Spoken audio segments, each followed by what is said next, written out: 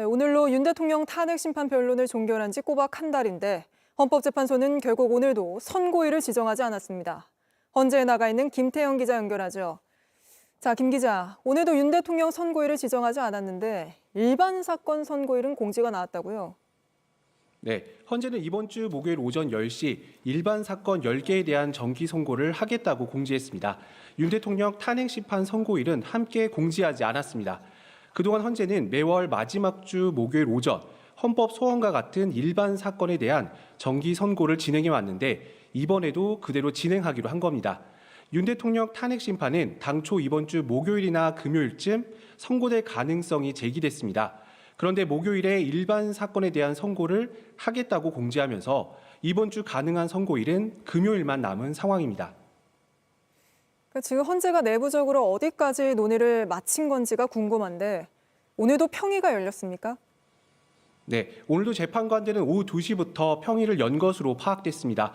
하지만 오늘도 선고일 공지를 하지 않으면서 아직 평결을 거칠 단계까지 평의가 진행이 안 된 것으로 보입니다.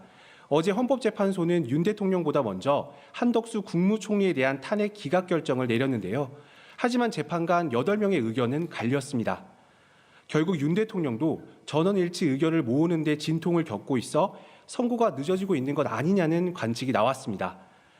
하지만 법조계에선 오히려 한 총리 선고가 끝나면서 윤 대통령 선고가 임박했다는 관측이 나옵니다. 윤석열 정부 인사들에 대한 정리가 끝났고 앞으로 윤 대통령 선고에만 집중할 수 있다는 분석입니다. 그러면 이번 주에 선고가 날 가능성은 얼마나 있는 겁니까?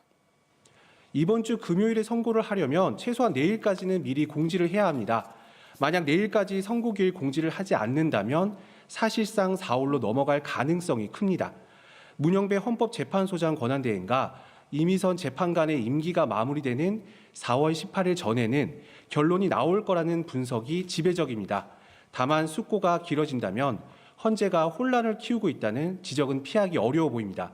지금까지 헌법재판소에서 JTBC 김태영입니다.